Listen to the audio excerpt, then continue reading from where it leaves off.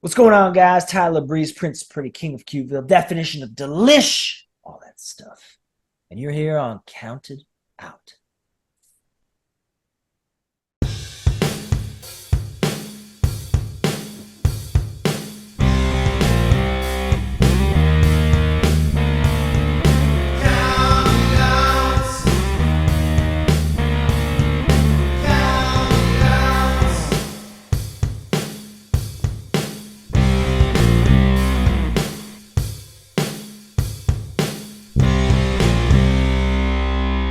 You are listening to Count It Out with Mike and Tyler.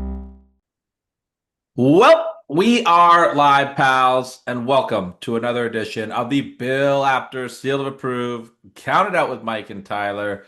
We are your sole survivors this week. My name is Tyler, and I am joined by the one and only Mike. Mike, what's going on, brother? Survivor Series. I was just saying to you offline that it's probably my least favorite pay-per-view of the year.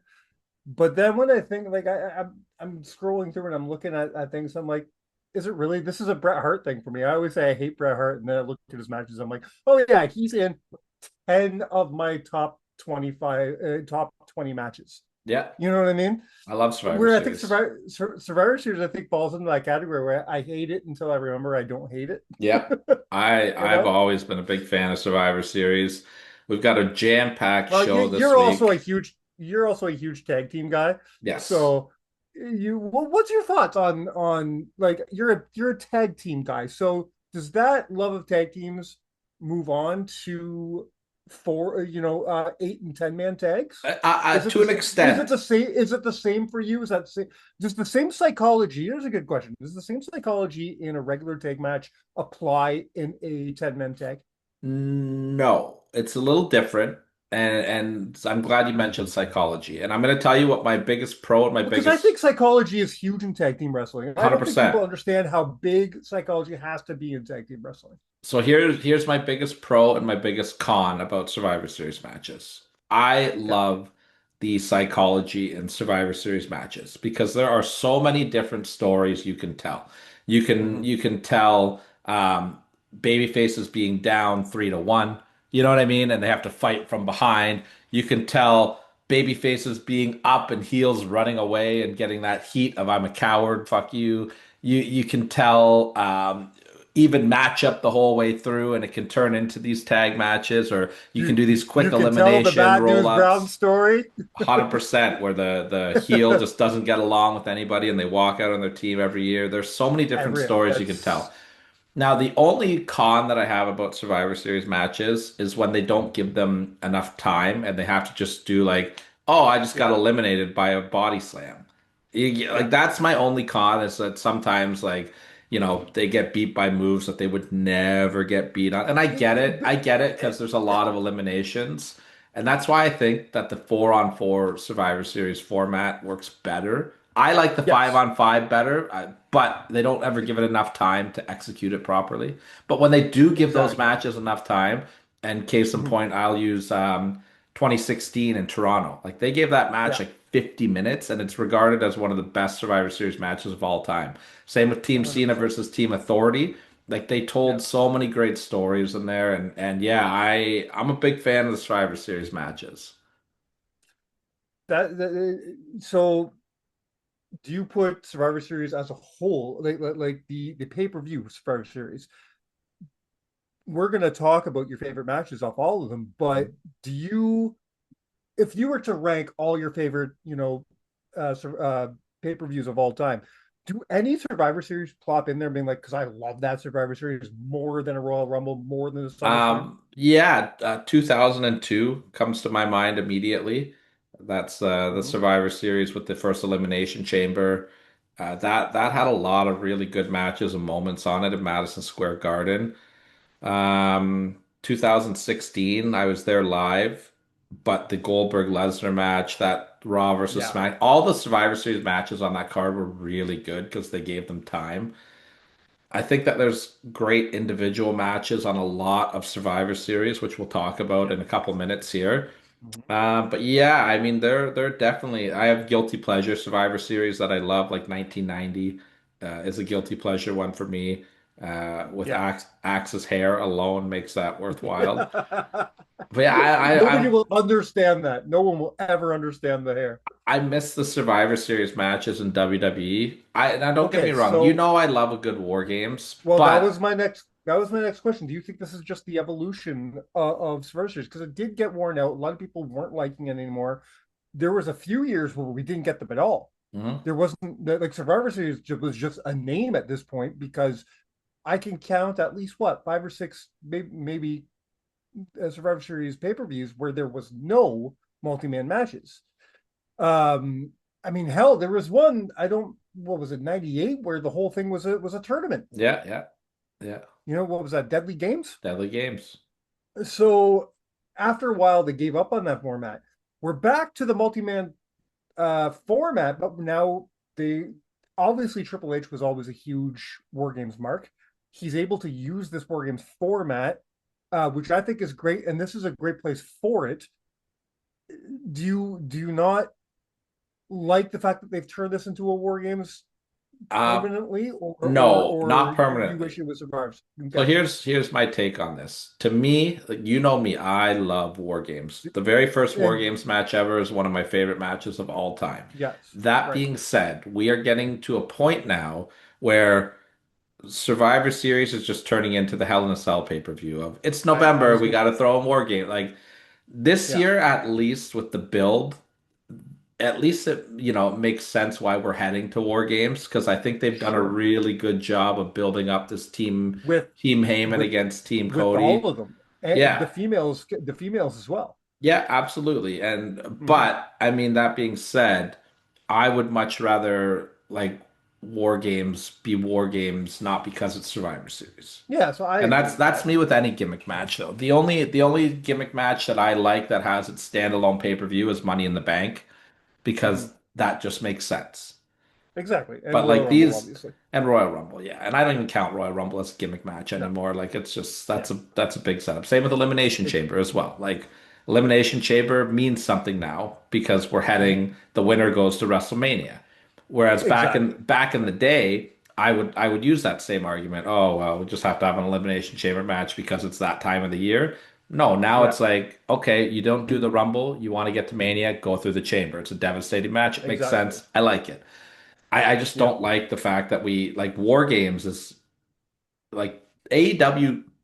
I like the way they do Blood and Guts because they don't just be like, oh, it's October, it's time to do Blood and Guts. It's like, no, this feud has now peaked. We've told our story. It's time to put it in Blood and Guts, and I like the way And they do that's that. the way it used to be with for the example you use, Hell in the Cell. Hmm. It was you can't, you go so far in this feud, you can't do anything else.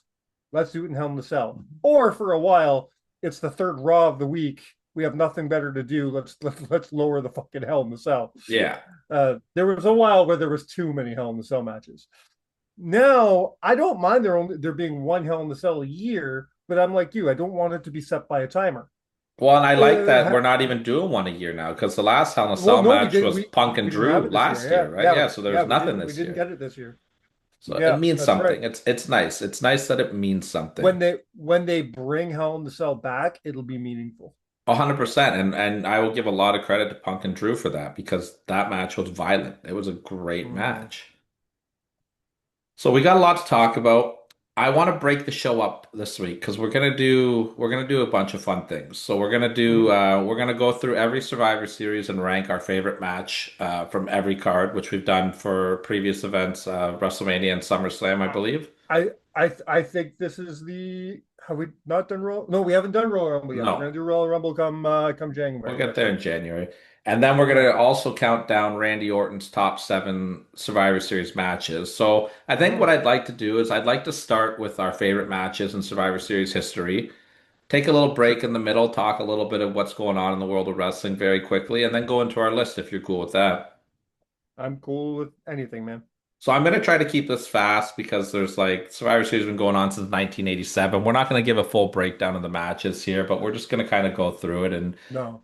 And and I'm so underprepared for this one because I worked extra hard on my Randy list. So every once in a while, I might just take a pass. yeah, I mean, fair enough, fair enough. Well, let's start right at the very first Survivor Series ever, Yep. 1987, and I'm going with the first match in Survivor Series history. I've got Okay. Macho Man teaming with Jake the Snake, Ricky Steamboat, Brutus Beefcake, and Hacksaw Jim Duggan against Team Honky Tonk Man, which is Honky, Ron Bass, Danny Davis, Harley Race, and Hercules. Very fun match. All right. I'm gonna go with oh, what was it? It was the Bulldogs and the Bees and the Rougeos. Yeah, there was five teams in there. The Islanders were in there. I Yeah, don't know who was and on what side. Young Strike Force was Stallions. Strike Force was in there, I think. Yeah, it was Team Strike Force against Team Demolition. Yeah, that's the no, no, Demolition wasn't in there. Mhm. I'm gonna bring it up because I oh yeah, you're right, you're right. Oh yeah, it was Demolition, the Heart Foundation. Yeah, Yeah, Bulldogs, I'm mixing something Rougeos, up they were there. all in there. Yeah, yeah. I'm Well, gonna go it's with that because I love the Bulldogs and I love the Bees. there you go. Well, that segues right into my next year, 1988. I've got the tag team match from that year, which is Team Powers of Pain, which is the Powers of Pain, the Rockers, British Bulldogs, the Heart Foundation, the Young Stallions, and they defeated Team Demolition, which is Demolition, the Brainbusters, the Bolsheviks, the Rougeau brothers, and the Conquistadors. That's the famous match with the double turn of the Powers of Pain and That's right. Demolition. What an amazing match. It's hard not to go with the main event on this one because the main event's really fun on this one. Yeah. But I'm gonna agree with you. I like your pick and I'm going with it. Awesome. Well, I had a hard time with this one, 89, because I really like three matches on this card, but I ended Me up too. And going I just watched this card with my son, so this is fresh in my memory. like in 19 this pay-per-view had one of the greatest Survivor Series teams of all time with Hulk Hogan, Jake the Snake, and Hmm. Demolition. Like that's a powerhouse team. That's But the match amazing. I also really enjoyed the opening match, but the one I went with was Yep. Team King's Court, which is the Macho Man, Earthquake, Dino Bravo, and Greg Valentine against the 4x4s, which is Jim Duggan, Bret Hart, Ronnie Garvin, and Hercules. This was a great showing by Bret Hart. Him and Macho had some good stuff Yep. together. I really like this match. That's what I went with. I like it. I like it too.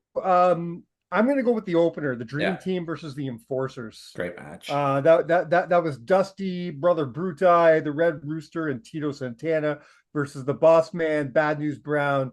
If you can count Bad News, Rick Martel and the Honky Tonk Man. Yeah, Fun stuff. I absolutely love this match. absolutely great one. Well, we'll roll to 1990, another fun Survivor Series. Shout out Yep. Axis Hair.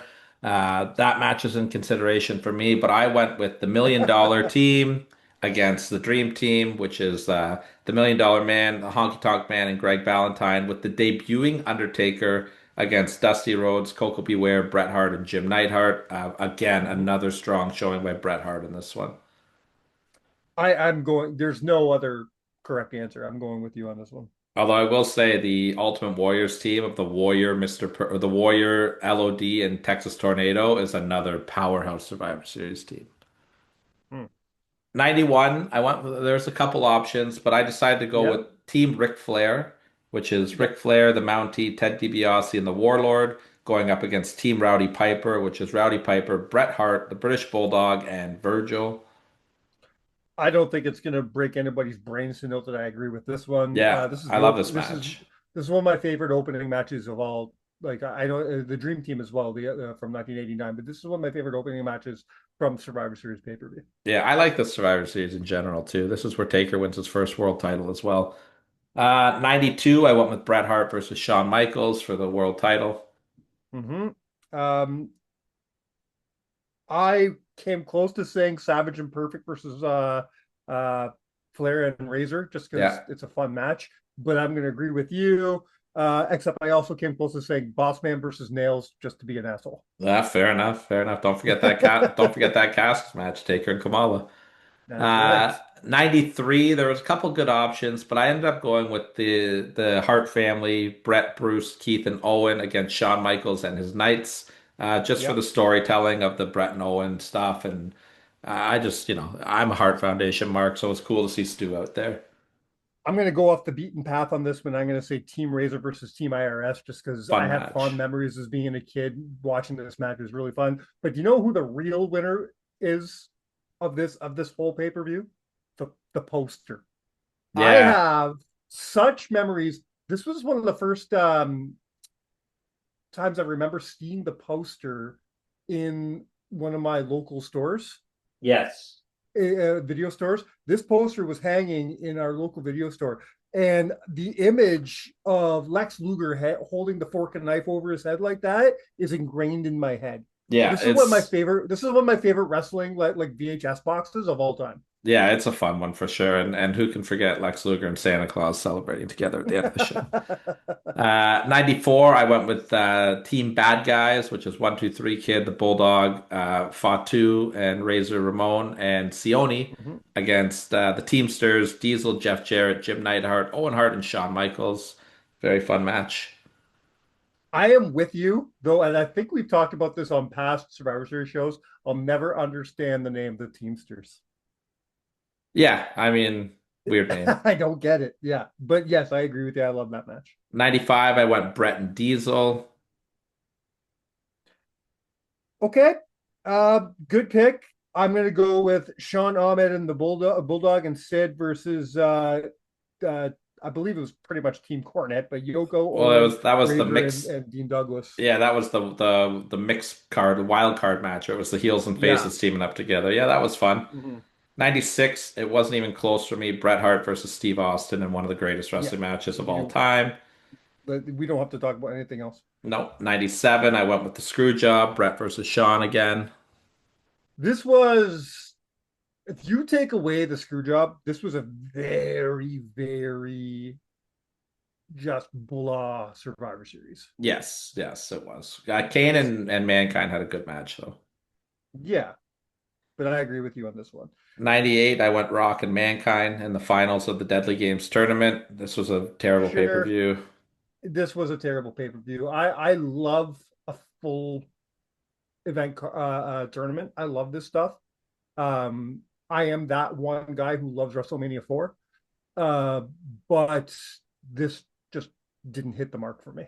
Yeah, I think 99 might be the worst Survivor Series of all time. I went with a weird one. I went with Kurt Angle versus Sean Stasiak just because it was Kurt Angle's coming out party, and the rest of this pay-per-view absolutely sucked ass. Yeah, I'm just gonna go.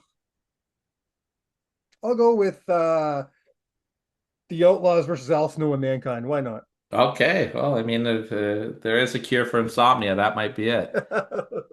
2000 was another weird pay-per-view. I didn't really like this one either, but I went with Team Radicals, Eddie, Benoit, Malenko, and Saturn Yep. against Billy Gunn, China, K-Quick, and Road Dogg.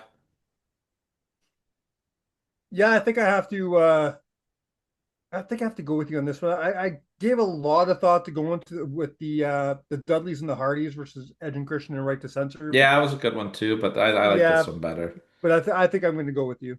Here's where I'll take my heat. 2001. Everybody's going to say go with the main event, Team WWE versus Team Alliance.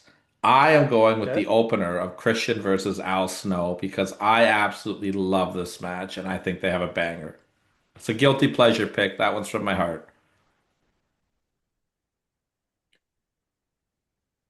I'm going to stick with the main event, but I like that. I like that a lot. Edge and Test also have a banger. This 2001, this whole card from top to bottom is really good because you got the Dudleys and the Hardys in the cage. Edge and Test have Hmm. this is a great pay-per-view from top to finish. 2002, I went with the tables match, Jeff Hardy and Bubba Okay. and Spike against 3 Minute Warning and Rico. I mean, you could go with the Elimination Chamber here. You could go I'm with the going with tag the match. yeah, I'm going with the Elimination Chamber. I Yeah. really enjoy this Elimination Chamber match. Brown pants and shitty haircut and all. 2003 wasn't even close for me. Team Bischoff, which is Jericho, Christian, Randy Orton, Scott Steiner, Mark Henry against Steve Austin, Shawn Michaels, Rob Van Dam, Booker T, Bubba, and Devon. I'm going to assume we'll talk about that match later. I am 100% on board with you here. 2004, I went with Team Randy Orton, Randy, Benoit, Jericho, and Maven against Team Triple H, Batista, Edge, and Gene Snitsky. Yes, I'm with you on this one. 2005, this was another weird one, but there's a really fun undercard match on here between Triple H and Ric Flair that I went with. I believe it's the last man standing match. So I like Yeah, that yeah, one. I actually really enjoy this match. I'll agree with you on this one. 2006, what possibly is the greatest Survivor Series team of all time? Shawn Michaels, Triple H, CM Punk, and the Hmm. Hardy Boys against Edge, Randy Orton, Gregory Helms, Johnny Nitro, and Mike Knox. There's no other answer for here. This was such a fun match. This is right in the middle of that reuniting DX and Sean. I'm not saying Sean didn't look like he was having fun since he came back in 2002, but he's having the most fun Well, in this run. who had the most fun in this match was the crowd because all they did was chant for Yeah, a rookie CM Punk in the WWE yeah. roster.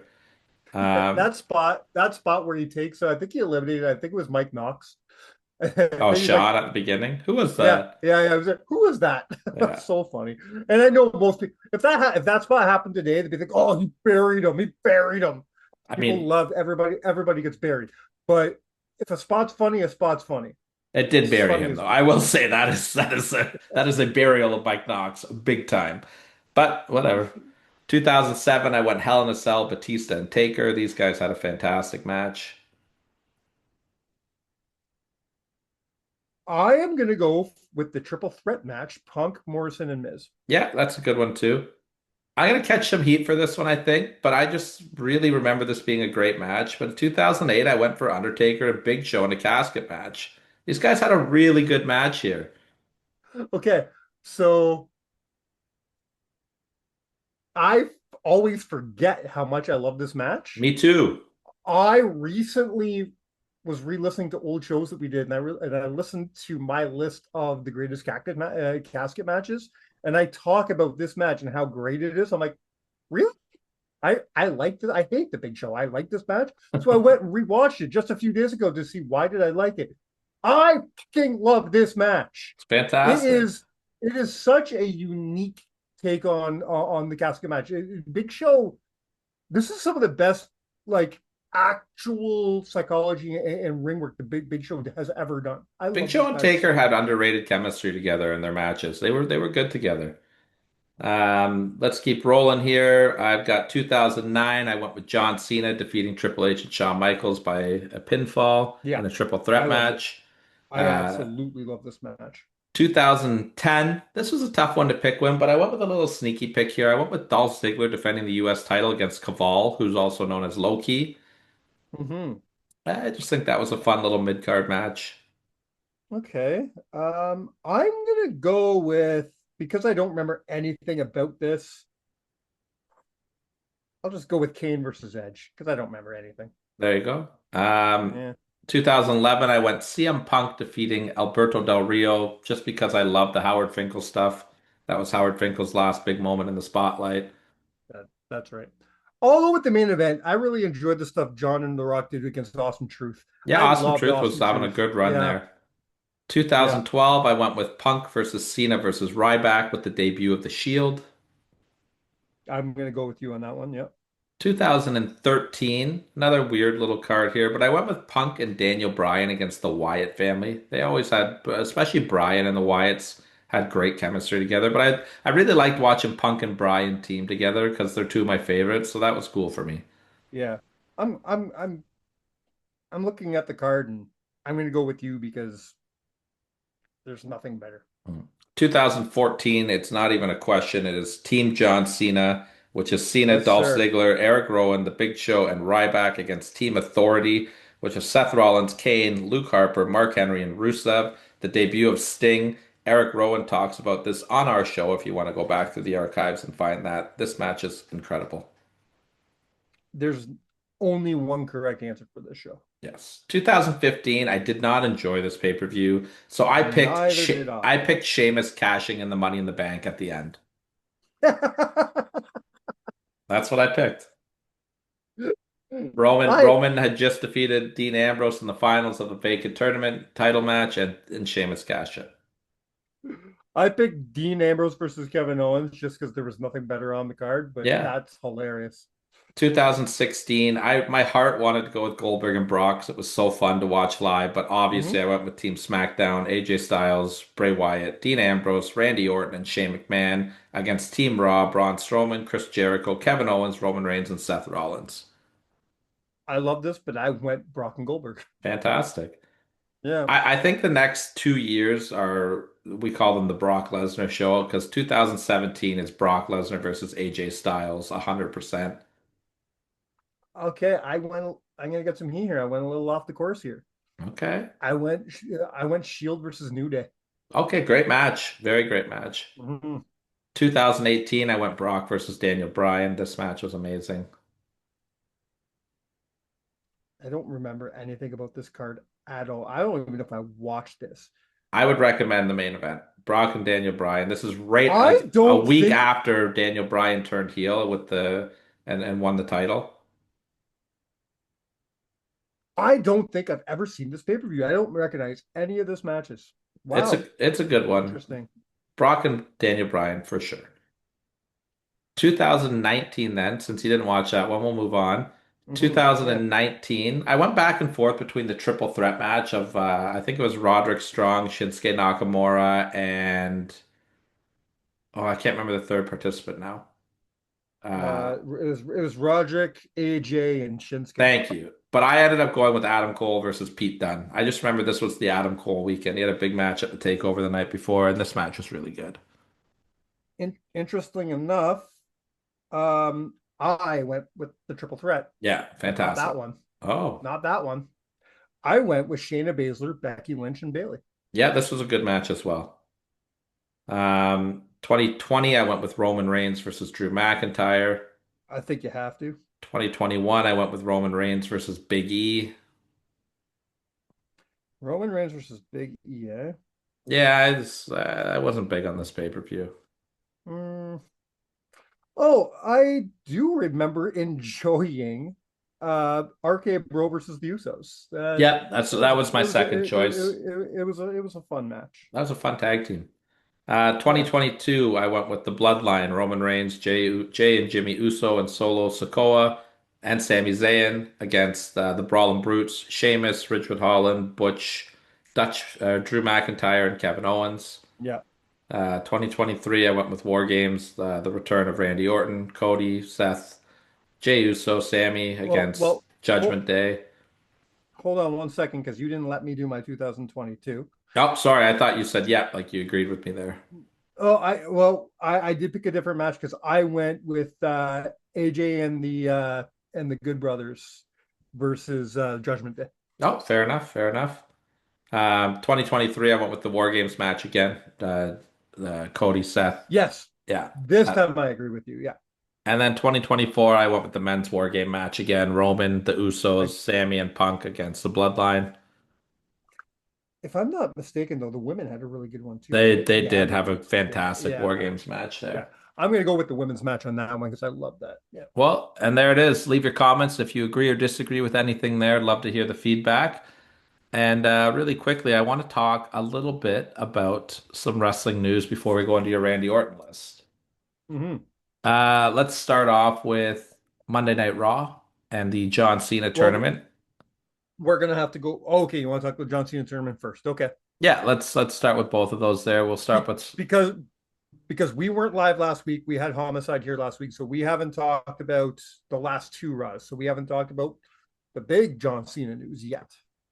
So let's start with the Cena tournament. How are Okay. your vibes overall with this John Cena tournament?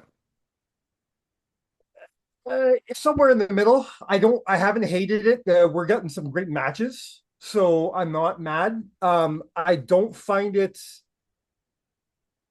I like stuff like this to be unpredictable. So far, none of it's really unpredictable. I say that, but in the first round, I already lost some of my guesses. So I guess it is unpredictable, but not unpredictable enough. When they bring out these surprise guys, I don't like it just because I want surprise guys that I'm like when they come out, oh fuck, they could do this. You bring out a Jericho and you're gonna think he could win. Mhm. You bring out a Matt Cardona as Zack Ryder, you already told me who's winning the match. When you bring out fucking Dolph Ziggler, you already told me who's winning the match. I'm not stupid.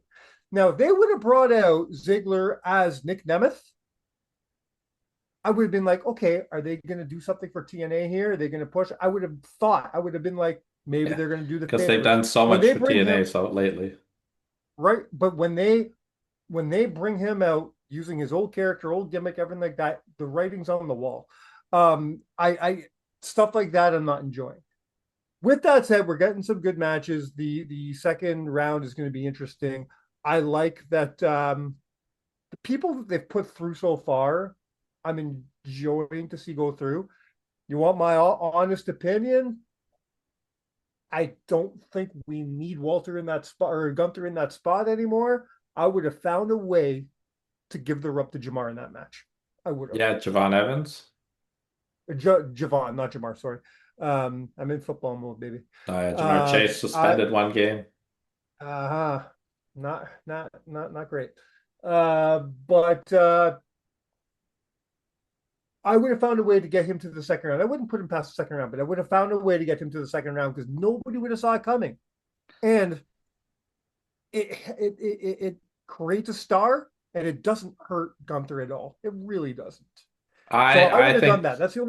That's the only big change I would have made. I honestly think a guy like him should have won the tournament because I just think that's the rub that you give to a That's guy like that. and that's not a push. That's a rocket strap. That you take a guy from NXT and put him all the way to facing John Cena in John Cena's last match. That's huge. That's I massive. mean, and And that's the I would way absolutely that love it. And I would love it because I like this guy. He sold me during his match with Leon Slater. me too. I do after that match with Leon Slater, I do think he is the future of wrestling right now. I do. That would have been my match of the year if you put a better finish on it. 100%. Mhm. I do like that. I'm still not convinced it's not going to be my match of the year. The thing I like about seeing the return of Dolph Ziggler and Zack Ryder is that Cena name dropped him in that pipe bomb promo he cut. I don't know if you remember that or Mhm. not, which I thought was a nice little Oh throwback yeah, to that's that. right. That's right. But didn't he call them by their real names though? Yes, he did. Yes, he did. Yeah, Uh, but it is cool. Um, I said that's the only I said Javon's the only change I would have made. That's not true. There's another change I would have made. Having Miz lose in the first round, I think, is deplorable. Why can't you have Miz go through at least to the like? I'd have Miz go pretty much all the way. Maybe not to see Cena, but have him put somebody over in the end. Uh, it's bad enough they didn't give Miz a program with John this year. Give him something in the tournament. I would have rather not see him in the tournament than have him lose in the first round. yeah. I don't know. I don't know. I do think that I love that Dominic Mysterio has taken three of Cena's last six or five matches. Like that's four, sorry, three of his last four matches. Three of his last four matches. Man, poor kid, eh?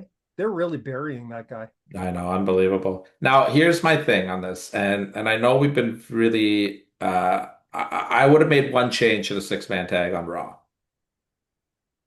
And I would have not had Sheamus be involved in that match, especially because Sheamus is in the John Cena The tournament. fact that he's in the tournament, sure, but I almost feel like this was a John call. He's like, get my buddy in there. But Now, I know I well who would you put in this spot? I know that this might be a surprise to some of our listeners, but I actually would have put Joe Hendry in that spot. Hmm. I think that I can't say I agree with you. well, listen, they obviously have big plans for Joe Hendry. They've signed him to a very nice contract from what I've heard. He is officially a Mhm. WWE superstar, and I don't think that there's a better way that you can give a young talent a rub than putting them in a big spot like that. You know that it would have got a big pop, and I think it Yeah, would have elevated Joe Hendry to the main roster very quickly, being in that fun spot. I think it would have made sense. I think it's a nice way for Cena to give a rub to somebody else on the way out. I get why Sheamus was yeah, there, but I think that would have been a very impressive way to debut Joe Hendry to the main roster. sure. I just like having Sheamus in there open the way for some really fun spots. Them Yeah. all doing the triple fucking thing that the Sheamus does. The triple five knuckle shuffle. So, but now, So okay, fun. wait, the five knuckle So shuffle fun. spot. How fun would that have Yeah. been though if Joe Henry was involved and they all were facing not the hard cam and all turned around together with the Henry pose Yeah, and then that did would have the been five fun. knuckle shuffle? Like I think That would they have been very fun. I think that I'm not going to say it's a missed opportunity because it was still wonderful, but I think it would have Yeah. been a big hey, we're taking this guy serious with Joe Henry. That's my only take there. I'll tell you this, the timing for me was perfect because I was watching that match. My son has beavers every Monday. I had somehow gotten I never get to watch Raw live because I'm taking care of my daughter while my son's at Beavers, and she does not go to bed on time, so I never get to watch it until later that night. Well, this night somehow I got the daughter to bed. It's 8 o'clock. I'm all alone. Uh, Lauren and Finn were late getting home because they had to go do something before they got home. I have an empty house at 8 o'clock. I turn on Raw. They open with the John Cena stuff. I'm watching that match. My son got home just in time to see the triple, all the triple spots, pretty much the whole finish of the match. So as soon as he got home, so fun for me to be able to say, "Hey, get over here, get over here, get over here." Screw going to bed. Come here. He got to sit down, watch the end of John Cena's last match ever on Raw in Mhm. the world's most famous arena. Special moment for me. I booked off December 13th, the nighttime anyways, so that Finn and I can watch Saturday night's main event live together. So it was cool for me to be able to sit there and watch that match live with him. Um, Very cool, very fun send off for John from Madison Square Garden and Monday Night Raw. Mhm. Knowing that was his last Raw appearance as a full time or as a competitor, I think they did him right. I think that Raw goes down as something he can be proud of. I would say it's one of the best Raws they did of the entire year. For Mm-hmm. sure. The in-ring was great. The Cena stuff was great. The main event angle was phenomenal. The only thing I want to bitch about is the crowd during Gunter and Javon Evans. Like Fuck wrestling fans, man. you're sitting there and like, oh, the internet wrestling fans, oh, Gunter's the best. Oh, pushing the, oh, he's getting jobbed out, losing to Punk. Da da da da da. Oh, Javon Evans, we want new stars. Da da da da da. Javon Evans, first match in Madison Square Garden. Him and Gunter are having a great match. They're building, telling a great story, doing some mat work, and you want to sit there and chant green shirt guy the whole match? Get out of here. Mm-hmm. You are Yeah, ridiculous. I hate wrestling fans so I much hate wrestling sometimes. fans too. But that's whatever. That's my gripe. But I will say I can't believe I'm going to say this right now. And whatever, I understand the controversial aspects around him being back. But to me, there is no more intriguing man in the WWE right now than Brock Lesnar. He just has this aura around him when he comes out, and his work on Monday Night Raw needs to be studied because I was so impressed by it. Brock Lesnar does not get enough credit. And if I were to make a top seven list of the greatest sellers of all time, Brock Lesnar is making my list hands We down did this, without a didn't we? question. Do this? I don't know if I did We it. I'm positive we've had this talk because I'm getting this huge deja vu. I'm positive we talked about the greatest sellers, and I brought up Brock Lesnar as somebody that people don't talk about. He Yeah. is. He's one of the greatest sellers of all time. I'm going to look at our archives. I swear to God, if we didn't do a list, we at least had a big conversation about it. Brock comes out on Raw, throws CM Punk over his head like he is a child. It was crazy. Yeah. Grabs Cody, throws him like a child. They do the great tease where the credits come up and then Roman's music hits. Place goes nuts. A lot of history with Roman Yeah. and Brock, obviously. They do the stare I, down. Roman hits Brock with a Superman punch, and Brock Lesnar bumped for Roman Reigns like Brock Lesnar was a cruiserweight.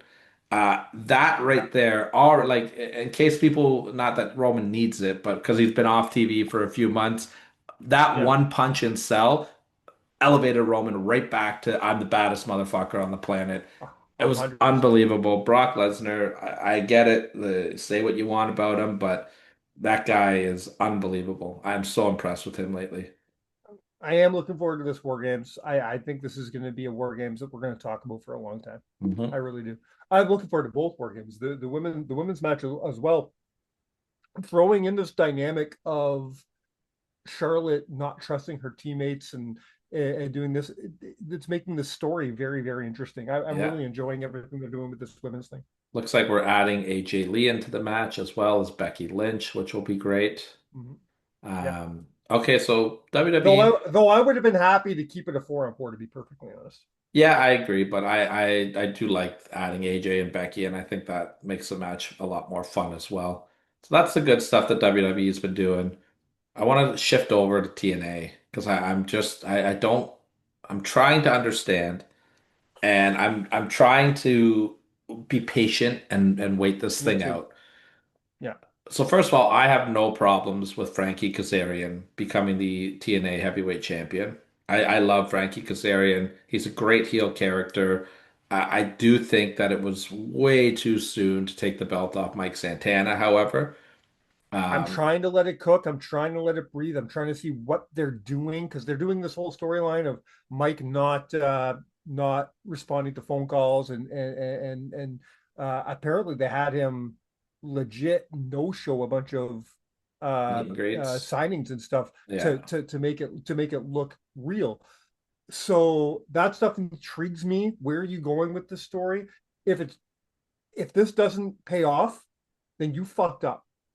Because I'm telling you right now, I'm gonna pull the curtain back, guys. Make Santana winning the title was this close to being on my end of the year list. If it's I can't do it if this is the case.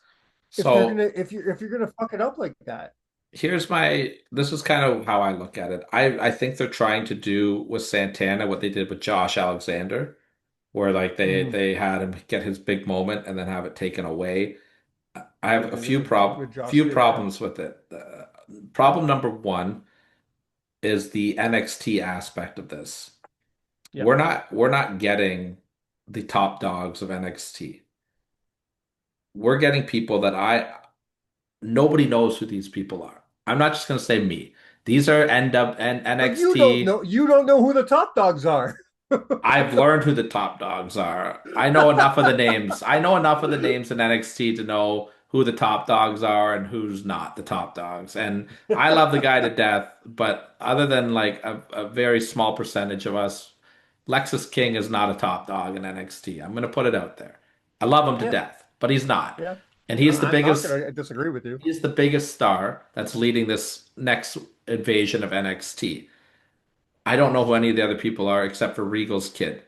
And I only know that because I know who Regal's kid is because of Yeah. that, not because of the work he's doing. Charles Dempsey or something like that, I think his name is. Charlie Dempsey, yeah. I don't know who any of these other people are. And they're coming out and destroying your main event talent, not just Yeah. anybody. They laid the Hardys out, they laid Santana out, they laid your world champion out. I just think it's incredibly disrespectful that the bottom of the barrel opening match guys on NXT are taking out your main event players in Hmm. TNA. The Santana, I'm not answering my calls. Where are you thing? I really think that didn't work. I think it made him No, look I like don't a think so. Yeah. whiner, like a little whiny Yep. guy. Because he ended up coming anyways. So like, what's the point? Exactly. Like, what's the No, point? I Oh, don't we like it. can't get a hold of it. I just think it. I didn't understand that. It made him seem like I lost my title, boo-hoo, I'm pouting. Instead of And remember like it should have been too, the opposite way. Like he should have been the first guy in the building hunting out these NXT guys. Because now his quest is I'm not going to get the title back till I lay out the NXT guys. Well, I know you're yeah, gonna kill all these guys because they're nobodies. Like where's Trick Williams? Like for example, if I know Trick Williams is in the mix there or yeah. another top NXT talent, Even then I know, hey even Ricky man, Saint. that's a Yeah, battle. But yeah. like obviously you're gonna kill these people. We have no idea. So I really think It also TNA. doesn't make sense. It also doesn't make sense from a storyline standpoint. If you are let's put it in the realm of reality, okay? If you're NXT and you're like, we're gonna go and we're gonna get these fuckers, why wouldn't you go and go to your main guys? Why wouldn't you go, hey, Ricky Saint, hey, Trick Williams, hey, Ethan fucking Page. you Ethan Page, hey, you guys, come with us and help us. At the very least, sure, half those guys are heels and maybe they wouldn't want to help. Show that on TV. Show them saying, fuck you, I'm not going to do that. Show that on TV so it's believable to me that the only people you could get to go across is Lexus King and a bunch of people I don't know the names of. I'm with you I just 100% on this. I just think to me, like I was just disappointed in the way they handled the Mike Santana reaction to it. Because like when Stone Cold, and here's my perfect example, Stone Cold Steve Austin. Vince McMahon screwed him over for the world title. He lost it to Taker and Kane. What did Steve Yep. Austin do? Did he sit there and go, I'm not coming, I'm not answering my calls? No, you know what that guy did? He fucking picked up a Zamboni, drove it to the ring, and beat the shit out of everybody. And I think Mike Santana should have bump whatever the first match on the that Impact taping was going to be. Mike Yep. Santana should have come out through the crowd, beat up everybody, cut a promo, and said, "Hey, I'm 100%. I'm here. I'm getting my Yep. revenge on you guys. I'm getting my belt back. You can't like blah, blah, whatever." Like Mike I Santana's a couldn't great agree with you promo. more. Let him fucking Yep. cook. Don't have him be like, "Oh, Mike Santana's not answering our calls." Oh, like I did not like that, and I. Mike Santana is a talented enough performer where I think he can turn this around and like he'll make whatever work to the Remember best that he to can. remember too, we still live in a world where a lot of fans like we deal with a lot of, I hate this term, but smart fans, because the smart fans are usually dumbasses. Hmm. But but remember that there's still a lot of people out there that aren't quote smart. A Yeah, lot of people don't understand. yeah, A lot of people I don't think that understand. sentence applies to the smart fans more. A lot of people don't understand where the line is. A lot of people fell for this. A lot of people. I've been reading it online. A lot of people thought this was real. So tell me where the payoff is when you have a bunch of fans who got fucked over, by the way, for a meet and greet, and now they think, oh, Mike Santana's a bitch. I'm okay with Mike Mike Santana, saying man, Mike Santana put on his boo boo face. I paid money to come here, and he didn't fucking show up because he's a pussy. That's the mentality. I'm okay with him not coming to that meet and greet because it was immediately after he lost the title. So to me, like if I just lost my world title, I ain't going to no meet and greet either. I'm pissed off. I get that part. And TNA's got enough big stars where they could just throw somebody else in there and it'd be cool. Like I'm cool with I don't that know. part. I didn't like the Mike Keep Santana I didn't don't show know. up. Keep paying fans out of your storylines. That's don't fuck Fair. people over. Don't fuck people over for a Fair, storyline. but also you can't hurt your product by having him have a serious arm injury and storyline and then just showing up to a meet and greet like nothing happened That either. well, if you knew you were going that route, don't book them for a meet and greet. I agree, but I understand Very that. simple. I'm just saying I Very simple. understand that part of it. I understand Sure. that part of it more. Okay. That's all I'll go with on that one. All right. Do you have anything else? We are starting to run out of time, and I want to get into this Randy Orton list. Yeah, I'm good to go. I'm good to move into to the Randy Orton list. Before we start talking about the list, I want to talk about Randy for a second because the more and more I watch Randy Orton matches, the more and more I talk about this offline, off air. I think Randy Orton might be one of my top three favorite wrestlers of all time. Yeah. I think Randy is in the talks for one of the best wrestlers to ever do it. I really do. If we're talking about all round performers, he's up there with Shawn Michaels and the best. So I do you consider Randy Orton top 10 in WWE history of all time? yeah. Now, since Uh, we are a top seven show, does he make your list for top seven WWE performers of all time? yes. I think he might be top five. Do you put Randy Orton over The Undertaker? Yes. Undertaker to me, if you're talking all around, Undertaker has one thing and only one thing over Randy, and that's draw power. Yeah, that's a big one though. It's a big one, but I think it's the only thing he's got over Randy. Randy's You got know, everything else. this is the way I always try to answer these questions. If I were to take Randy Orton and erase him from WWE history, and Mhm. I were to take Undertaker and erase him from WWE history, what makes the bigger impact of who's not there? Fuck. That's a tough way to look at it, right? That's a very tough way to look at it, and I guess the answer is Undertaker. Because there's so many different ways that you can judge that sentence you said of greatest all-around performers, right? There's in-ring, there's character work, there's promo work, there's Mhm. drawing Mhm. power, there's Yeah. legacy, like overall like effect on the product. It's a tough one because Randy Orton's body of work has been consistent since his debut. Yeah. And yes, he was the main focal point Can you for say the same thing about Undertaker? no. Undertaker somehow only got he was always consistent. He was always good, like kind of good. He only got amazing in the last 5 years of his But career, a lot of like or 10 years. people, a lot of Like, people, not like look me, at us. We call him. We talk about the streak. We talk about him in awe when we talk about WrestleMania.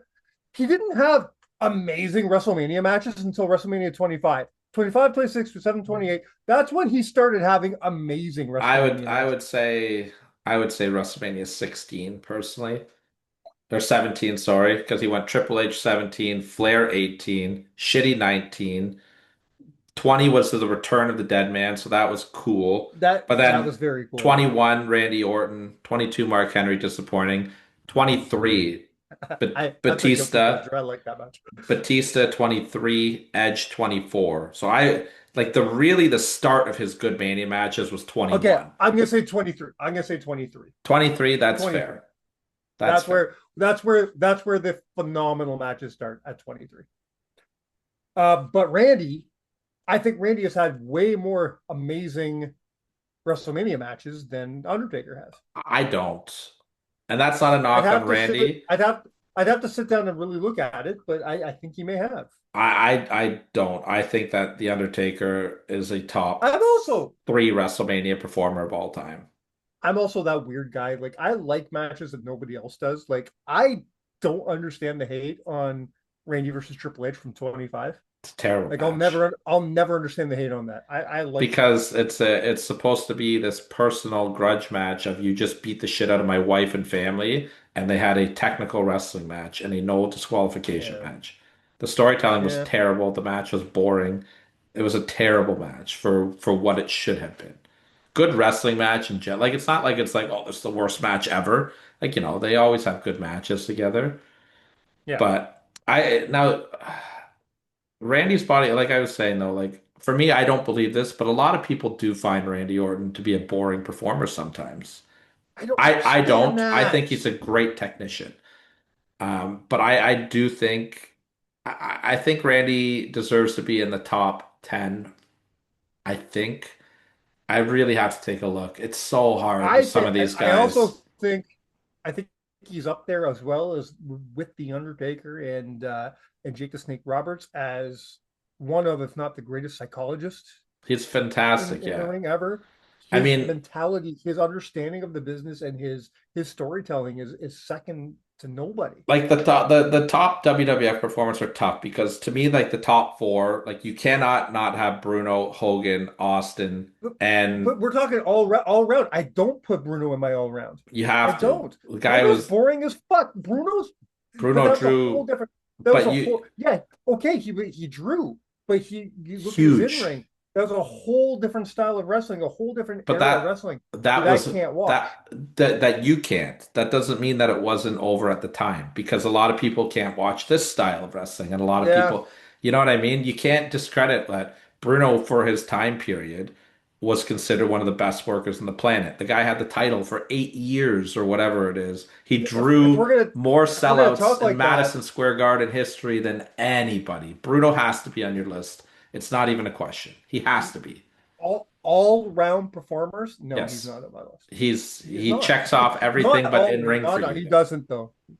Bruno, Yeah. Hogan, Austin, and Cena Well, have to well, be on your well, well, list. Sh well, Sean's at the top of my list, and he checks every box except Except for for draw drawing. power So because he and wasn't a draw Bruno draw.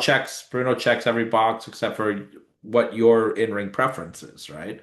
Maybe I'll give him a seventh spot. So but you have to give those four, in my opinion. And then Sean is a five spot. That leaves you with two spots in your top seven. Randy We'll talk about Sav, let's Macho put a Man, Randy Orton, let's put a pin on Undertaker, this. right? There's Triple H. This is just a WWE conversation. We haven't even gone broad because you need to talk about Sting. You need to talk about Rand, Harley Race. You I don't need to know if talk about a lot of Randy, people. I don't know if Randy does not make my top 10 all time. Really? No, Oh, not even close. he's still on my list And for that's not a sure. knock on Randy. Randy's probably in my top 20 all time for sure. How can he not be on your list of all time if he's on your list of WWF when all the best came through WWF? There's only like 3 guys that didn't ever come through. I put Flair over Randy. Oh fuck no. Flair, Randy, I think Randy surpassed Flair about 15 years ago. Flair, if you're doing overall of every wrestling promotion, Ric Flair has to be in the top three, no questions asked. I think we're going to make this official sometime in the new year. Sometime after the new year gets going, we'll make this official. We'll make this a real list. Before we do that, we're going to get into this list. But before we do, one last question about the greatest all-around performers of all time. Don't tell me where he stands. Just tell me if he makes your 7. If we're talking about the greatest of all time, does John Cena make your all-around list? Of every wrestling, every promotion, or just Let's WWE? start with WWF. Yes, WWE, he is like in my top three. All round, everything encompassed. John Cena's on your list. 100%. Every wrestler that has ever wrestled in the history of wrestling, does John Cena make your list? Uh, top 20 for sure, I think. Mm-hmm. Top 20. The guy had a run, Okay. Mike. The guy had a run. He has a great body of work. His promo work was So great. I'm The I'm amount of gonna throw money some that he names. drew. I'm gonna throw some names out there before we get on this, because I'm very curious. You make me interested in this. I'm gonna throw some names out there that didn't either wrestle or at least not make a name for themselves in WWE to see if they're over top John Cena. Okay. Great Muda, No. Antonio Inoki. No. And Inoki was very influential, but I think Cena had I wasn't a big fan of Inoki in the ring. Okay. Can't take away from his drawing power though. Sting. No, not even close. No. Trying to think of somebody else here. Harley Race. No, not over Cena. Not over Cena. Who is my last person to think? I'm trying to think of a really good one. Bill Goldberg. No. Doesn't make Goldberg doesn't make my top 50, I don't think. So WCW is out because Goldberg was the biggest name No. WCW ever had. Flair's on my list. Flair's over him. Flair's over Cena. Yeah. I can respect that. Yeah. I could be with that one. I got But Flair. we're not talking about all time. We're not talking about just John Cena. We are talking about the Survivor Series, and we're talking about the work that Randy Orton has done at Survivor Series. That man has been in 13 matches, and let me tell you right now, they're almost all good. I think he had one kind of bollocks match. Out of all his matches, he's only had 2 singles matches. He wrestled the Big Show once. I can't even remember what year it was because it's a dog shit match. Yeah. It's 15, not. I think.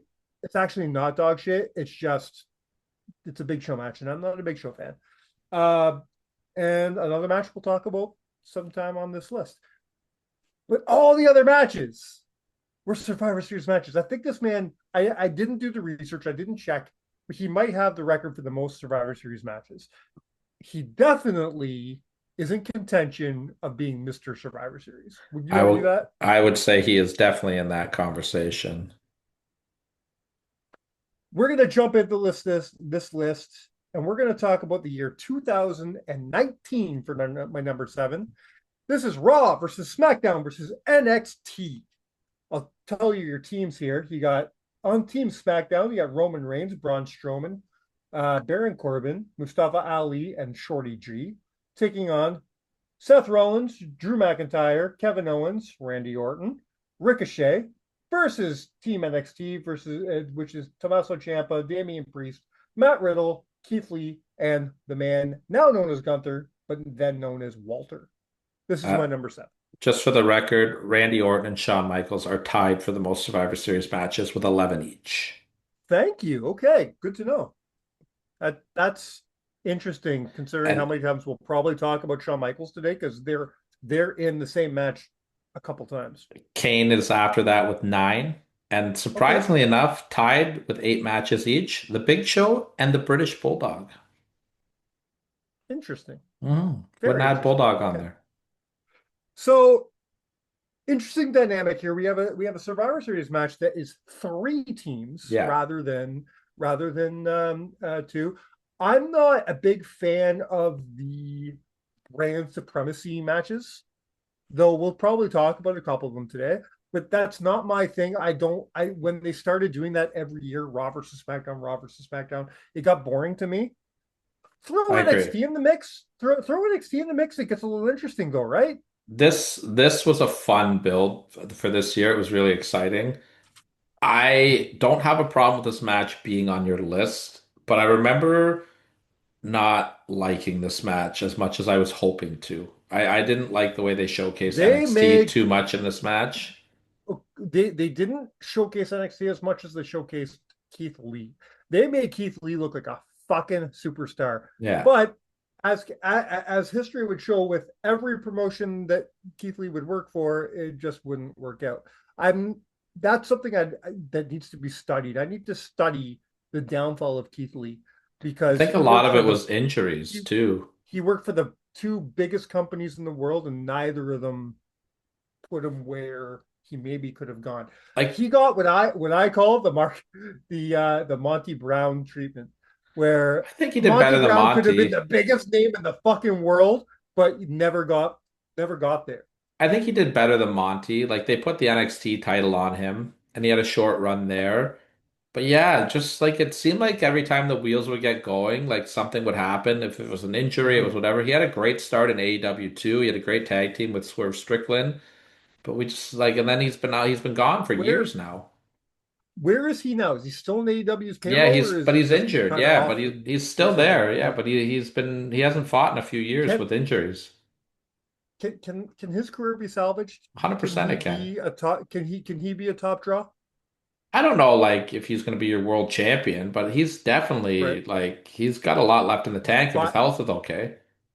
5, 6 years ago, we would have called him a future world champion.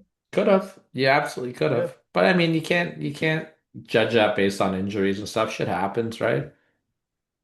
So here I am saying that I don't like brand supremacy matches, but 2005 had a pretty doozy of a one. We're talking about Raw versus SmackDown, which was Team Raw, or sorry, Team SmackDown, which was Batista, Bobby Lashley, Randy Orton, Rey Mysterio, and John Bradshaw Layfield, versus Team Raw, which was Shawn Michaels, not the last time we'll talk about that guy, Big Show, Chris Masters, and Kane. I have a confession to make. I've Yes, never what's that? watched this match before, and I've always wanted to. I've always wanted like it's never I'm happened not for me for some reason. I'm not gonna go crazy in describing it though, because it's one of those matches you kind of got to see. This is not the first. It's the first, but it's not the last time I'm gonna say this phrase. Randy was the sole survivor in this match. Uh, I want to talk about that for a second as a side tangent, but Randy is going to be the sole survivor in a couple of these matches. They like Randy as the sole survivor. He was 100%. given that spot. How do you feel about sole survivors? Do you think that's something that's important in a Survivor Series match, or do you like it when there's still a few people on a team left, because it makes the team look dominant? I like both. I think it depends on what the story they want to tell with the match is and how they present it. There are Right. times when Okay. the sole survivor works great, and there are times when it's like, yeah, you know, whatever. Yeah, But I got I that. don't have a problem with it. Oh, Oh, oh, oh. yeah, Okay. but what did you do? You lost your list? No, I almost Oh God. moving on. Moving on to my number five. We've got Team Randy Orton versus Team Kofi Kingston in 2009. Is this The hard is this the one where Kofi beats Randy and Dolph really quick at the end? Like he Yes. hits like okay, yeah, this was a great finish. Kofi was the sole survivor of his match. This is Kofi, Christian, Mark Henry, MVP, and R-Truth versus Randy Orton, CM Punk, Cody Rhodes, William Regal, and Ted DiBiase. So it's basically Legacy with Regal and Punk, What a great team, eh? which I fucking love. It's And and this is this was also 2000. after Legacy broke up, so it's cool that they all found Yeah, their way back right. together. Exactly. I just remember This the pre 2009. This must be one of DiBiase's last appearances. I just remember the pre-match promo to this one with Christian and all the wrestlers, and he was like, like something just Oh doesn't, my God.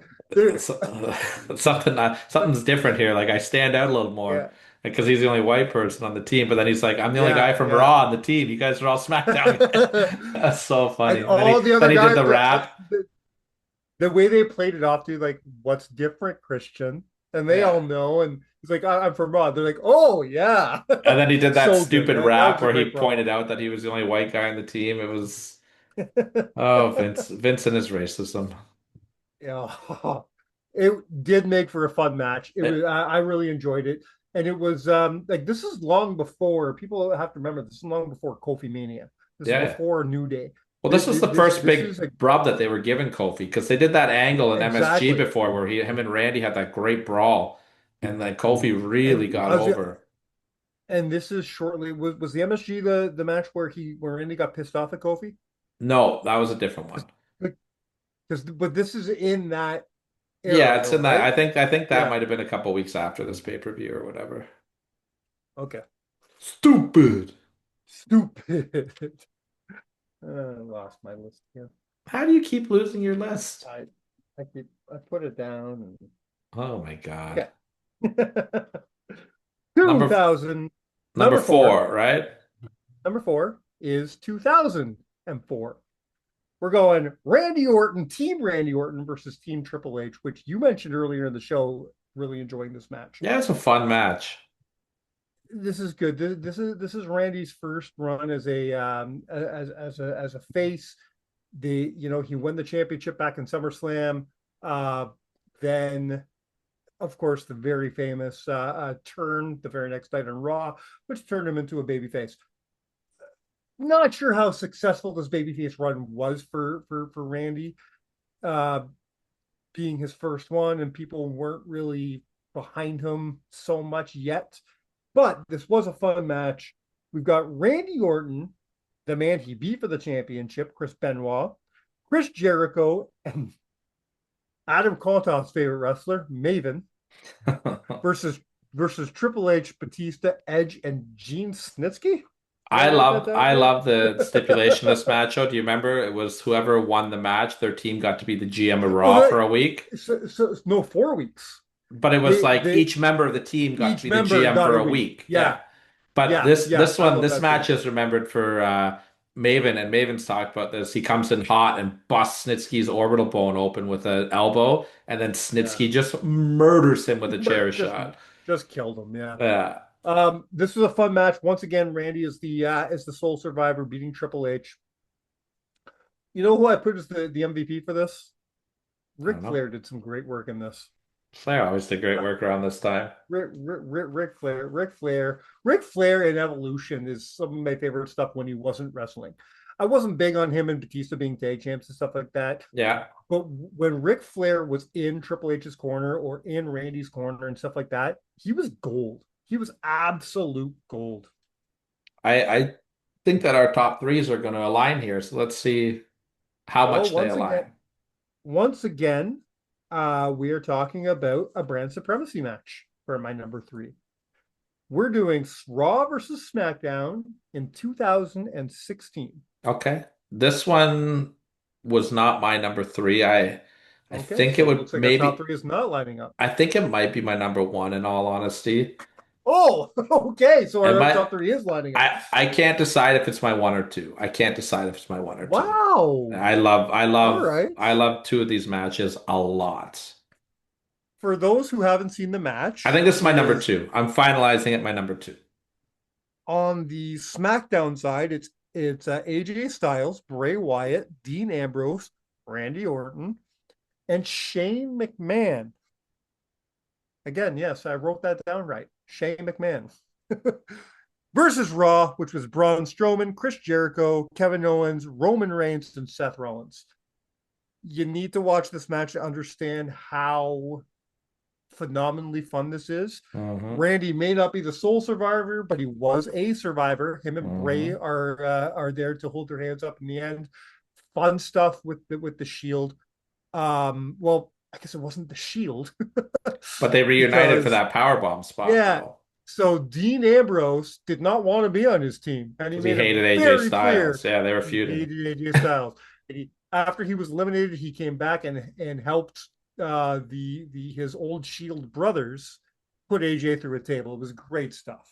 My Great stuff. favorite, my favorite little I point love it. about this match is Shane McMahon stiffing the hell out of Jericho with punches, and Jericho just getting furious with him and rocking him in the face back. Calm the fuck down. I Forgot I, about that. I love that story Jericho tells. My number two is what I thought would be your number one, uh, and apparently not. But we're going back to 2003. Team Bischoff versus Team Stone Cold Steve Austin. No, this is my number one. This is my number one. This is your number one. I Yeah, assume you love. I know you love this match. this is so Uh, good. we're talking about Chris Jericho, Christian, your sole survivor, Randy Orton. Once again, I'm saying that a lot. Rick Steiner, Rick Steiner. sorry, Scott Steiner, Scott Steiner, and Mark Henry versus Team Stone Cold, which is Shawn Michaels, Rob Van Dam, Booker T, and both Dudleys. This match, I forgot because I always knew it was a fun match, but I forgot how fun it was in total until I rewatched it for this list. Man, what a fun match! And then having Stone Cold come out and do his speech at the end was amazing as well. Except for I think it was Jonathan Coachman singing the "Na Na Na Na" song and ruining it all. But what a fun match! Randy Orton getting the shine here. Remember, this is 2003. He's only been on the roster for a year. Big Like, time. and he is getting the massive shine here. I'm trying to figure out then. Why do you love this match? And listen, and I'm doing this for the show because I get it, but I want to hear from your mouth. Oh, Why do you love this match so this much? is where we talked about early in the show psychology and the different ways that you can go. Like Shawn Michaels in this match this is I think one of his greatest career performances of all time And because and at this point, I Sean's think only been back for like a year, right? and it comes down to like I think it's 3-on-1 or 4-on-1 maybe. It's Jericho, Christian, and Randy against Shawn. It might be 4-on-1. I can't even remember for sure. And then Sean just comes back. Shawn Yeah. hits a gusher. He is bleeding one of the biggest, like it's like Eddie Guerrero level of blade job that Shawn hits here. And he fights from behind and he gets Christian, he gets Jericho, and then Jericho comes out again and beats up Shawn. And he's like so close to Randy. Like he would have had Randy, but there was interference, and JR is phenomenal on this. This is storytelling 101. Agreed. It's so good. And I'm assuming my number one is your number three. And I'm okay with that because my the top three are all so good that you can interchange them and I'm not going to argue with anybody. But this is the one and only singles match on my entire list. We're going to 2007 and we're having Mr. Survivor Series versus Mr. WrestleMania. Randy Orton versus the Heartbreak Kid Shawn This Michaels. is actually my number four because I think Holy shit. you missed a huge one, I think, Okay, we'll in talk my about that in a minute. opinion. How this isn't in your top three is baffling to me. This is a This is one fantastic of match. this is just one of my favorite matches, like in This general. this is the match where the Um, Sweet Chin music was banned in the match and as well. And Randy and Orton, by the way, and if greatest Randy, seller of the Sweet Chin music of all time. exactly, I agree with that. Randy couldn't get disqualified, and Sean couldn't use the Sweet Chin music. Hmm. Those were the two stipulations for this. Um, Another thing which I thought was very cool for psychology was it's not only he couldn't use it, he couldn't attempt to use it. So even if he flinched and you thought he was going to use it, he would have got disqualified. Well, You that know, was what the finish was. He went to hit it and remembered Exactly. stopped himself, Yeah. and then Randy hit the RKO. Great finish. Great finish. I don't understand how this could be your number four, just because, like, usually, Because I think the wrestling's match so that you forgot wrestling, is better. wrestling's so subjective that I don't usually give shit about this, but this match I think is a clinic. It is. It's a This great this match. isn't this isn't only my favorite Randy Orton Survivor Series match. This is in my top three favorite Survivor Series matches. It's a great Hard, match. just flat out. This was a great rivalry, great match, not taking away from it at all. I do And I love how enjoy, he revisited his legend killer gimmick. He yeah. went back to using that in promos because he hadn't called himself the legend killer in years. He hadn't So been doing that stuff, and he brought that back for this, and I absolutely love this. I don't hate that this is your number one because this is Randy Orton Survivor Series moments, and this is a very focused Randy Orton. Whereas like the Mhm. Team Austin one, even though Randy was the sole survivor, it was the Shawn Michaels show. So I get that aspect of it. However, I do enjoy the 2016 and the Team Austin versus Team Bischoff matches better than this one. What But did I forget? you missed a absolute massive one, and I think that's why it bumps to my number four, and that's Team Cena versus Team Authority. I know you really like that match. That doesn't make my list. That This match doesn't. is incredible. I think it's I if I I'm like that. making I like that NXT match more than this. if I'm making a list of top seven Survivor Series matches of all time, this is in my top Hmm. three. This is in my top three. Very The interesting. Dolph Ziggler performance in this match is phenomenal. The debut of Okay. Sting is phenomenal. The storytelling of John Cena is incredible. The heel turn of the Big Show, the oddballness of Harper and Rowan's mixed together. This match goes for almost an hour and it is entertaining the entire time. The fact that this isn't even on your list blows me away, but this is in Yeah, my top that's three. maybe I got to watch it with better eyes. I did rewatch it. I was kind of busy while rewatching. It was kind of in the background, but I was paying half attention. Maybe I didn't put enough attention on it, but yeah, no, it just didn't do it for me on my rewatch. Fair enough. To each their own. Mhm. I get it. Like I said, I understand the number one, especially for putting the focus on Randy. Mhm. But yeah, that's a big miss for me. But other than that, I enjoyed your list. I definitely didn't have any what the fuck is that doing on there moments. This very well could be the Randy and Shawn Michaels list. There's Fair a lot enough. of Shawn on this. We, but yet we discussed this in the all around performers. When you're talking about the greats, you got to talk about Shawn, and Shawn's going to find himself in a lot of those great matches you talk about, right? Absolutely. You talk about all the greats. You talk about a man that we didn't talk about in the all around greats, and you and I will argue about this till the end of time. I would put Triple H on my list. And you can talk about Triple H, you can talk about John Cena, you can talk about The Undertaker, talk about Randy Orton. What name is coming up against all those guys every single time? Yeah, Randy's been Shawn great. Michaels, Shawn Michaels will always be in those matches. Yeah, And I I do think he's the but greatest wrestler of all time. but I do think that Randy Orton is squeaking himself into that spot where you start talking, you talk about John, you talk about Triple H, you talk about Undertaker, you talk about Shawn. Who are you talking about? You're talking about Randy. Mhm. Randy's been there for everybody. And now, with the way Randy's career has shifted, now you could talk about all the new guys. You could talk about your Kevin Owens. You could talk about your Seth Rollins. You could talk about your Cody's. Yeah. Talk about your Drew McIntyres. Talk about your CM Punks. Talk about everybody from today. And who are you talking about? You're still talking about Randy. Roman Reigns. I think we're gonna Randy see may go down as the new Shawn Michaels one I day. I think really Randy do. and Cody are about to do some big business together too. Do you think Cody has a spot or has a potential to get to a spot where we talk about him as one of the best all around? I think we're about 5 years away from figuring that out. I Okay, think it's too soon to tell. I agree.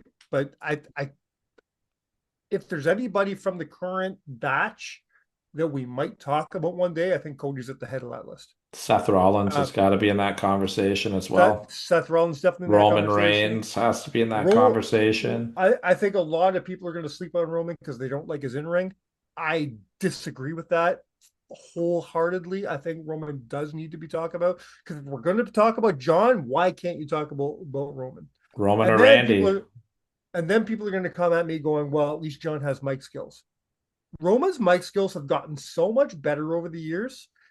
And what do the best do when they know they're not the best at something? They get someone to do it for them. He had Heyman to get him through that for the longest time. You want to talk about because there's no way we're not going to talk about Bret Hart on that list. Was Bret the strongest on the mic? He had Towards the Jimmy to end, fucking 97 he or was. sure he had one great year on the mic, but at least he was smart enough to know in his formative years, I'm not the best on the mic. He So he wasn't wants to go to terrible the either, gym. though. Brett gets a lot of hatred on his promo work. They weren't that bad. They weren't like even top tier even he promos, but even they weren't he that admits bad. it though. Even he admits it though. I Yeah. remember that one thing he did. That one thing he did with Inside the Ropes when he was ranking everybody, and then he ranked himself. He goes, "I think I'm a 10 in the ring. I think I'm a 7 here. I think I'm a 7 here. I think I'm a 4 on the mic." You know, at least he's honest about it, right? Yeah, no, I get it. He's But not going to but win a I contest for best promo ever, that's for sure. you throw him in the ring in 1997, I'll give him 10 on the mic. I will. I will give him 10 on the mic all through 1997. He was on fucking fire in Uh, 1997. CM He Punk might is be my also red. another name you need to He might discuss. be. CM Punk is in my top three. I I Not I, for just I mic can't work. I believe. mean an overall package. No, I know. I can't believe I'm saying this because 5 years ago you asked me I would shit on CM Punk every time I had the chance. CM Punk has I've gained so much more respect for him somehow, and I've really gone back and I've looked at why was I disliking him? And I re-evaluated everything. CM Punk is honestly one of the greatest all-around performers of all time, and I can't take that away. Yeah. I'm not going to agree with certain people that I felt like that as well. I don't think I'm coming around on your Brian Danielsons. Fair enough. I He's not I, I making my don't think list, but I love him. I don't think Brian Danielson will ever be an all round for me, but Punk definitely is. Yeah, 100%. fair enough. I think All that's a right. great way. I So, think that's a great place to take it home. well, before we do you want to tell people who's going to join us next week? Yes, we're going to do a two-part interview because this one went so long. Are we But doing it two? Are we splitting that up? We're going to do two in a row. yeah, I think so. And we're doing two in a row. Okay. I think that's the way we'll go with this because it's We're such off. a We're off for 2 weeks. well, I am on vacation next week. I will be in Punta Cana That's next right. week. So That's right. this Yeah. was we were originally just going to air the interview, but it ended up going twice as long as we thought, We and it was such a great and that conversation. and guys, that's not a bad thing. It's not No, that not we're at all. long-winded. No, no, there was just so much to talk about. But Yeah. I just think airing a 2 hour show is just a lot. So we're going to break this one up into 2 weeks. We are joined by a member of one of the most popular factions in the history of WCW and a very cult following to these guys. I feel like they get more popular every year. He's a member of Raven's Flock. We're going to be joined by Sick Boy, who you might be like, oh, Sick Boy, yeah, he was like the maybe the bottom of the totem pole in the Flock. That guy did a lot in his career, and he was a part of a lot Wait of till you moments hear his that you didn't stories. know. Yeah, and he has some phenomenal stories. He was not afraid to tell his stories. He was very honest about everything. I really enjoyed this conversation. It's one of those ones like our C.W. Anderson interview where we knew it would be a Yeah. great interview, but just the stories that were told here really blew me away. And we talked to him for 2 hours, and we agreed at the end of the interview we need to have him come back on again because we didn't get it all. So I'm really excited to go into more detail with Sick Boy down the run. But we're gonna have Sick Boy from the Ravens flock. We talk about it all, man. We talk about Goldberg, we talk about the flock, we talk about Revenge video game, we talk about Katie Vick, and that's all I'm gonna say about it because this man was there's more to this story than meets the let, eye, and Scott Vick, which is his let, real let's name. let's just say WrestleMania 19 may have looked really different. That's Listen to all the we're show gonna first. that's the Yeah. cliffhanger we're gonna leave you on. Let's bring it Yeah. home from there. I want to talk about one more interview. And I'm doing this early for a reason. Um, by the time this airs, because I'm probably going to do this next week. By the time it airs, we're going to wait until we're going to give you a buffer. I don't like doing too many interviews in a row. We'll give you a buffer. Tyler will come home and then we'll air it. But next week I'll be talking to a guy who means a lot to me and my fandom, and that's a guy named Joey Legend. And the reason I'm telling, usually we don't break interviews this early, especially before we've talked to them, because stuff happens. The reason I am is before I talk to him, I want everybody to go to Amazon and buy this. All right, this is Joey Legend's book. We're going to be talking all about that. That's the reason he's coming on the show. We're going to promote this book. Yeah, tell the people the title of the book. Well, for those that are listening on Spotify. So that's really difficult to do because I don't know. He's got 3 different titles for the book. I'll just put it all out there. So on the book, technically on Amazon, is called Book of Legend. On the front cover, it says, "And no, I haven't heard of you either." I love it. That's great. Just go to Amazon. The only place you can buy it is Amazon. So go to Amazon and type in Joey Legend, and you'll find it. Looks like this. All right. Give it a read. That way you'll know what we're talking about when we get there. Plus, you'll support a guy who's just been everywhere and a guy who's really put the grind for. Sure, he's been in WWE and TNA, but the reason I want to talk about him is because Tyler and I both love the Ontario scene. Joe put the grind down for the Ontario scene in the 90s. And I can't wait to talk to him about that because the Ontario scene means so much to me. And he was one of the guys on the Ontario scene when I was coming up, when I was discovering the scene. And if you buy the book, you're going to support just Joe. Mm-hmm. And if you know, you know. And if you don't know, you'll learn. Yeah. Nobody else, just Joe. Take it home, brother. All right. Until next week, we are joined by Sick Boy. I can't wait for you to hear that, guys. Have a great vacation, Tyler. I will. My wedding anniversary, 1 year. 1 year anniversary. They're going to the place. They're going to the scene of the crime. That's it. Until we come back, we'll see you in a few weeks, guys. You have been counted out. Cheers.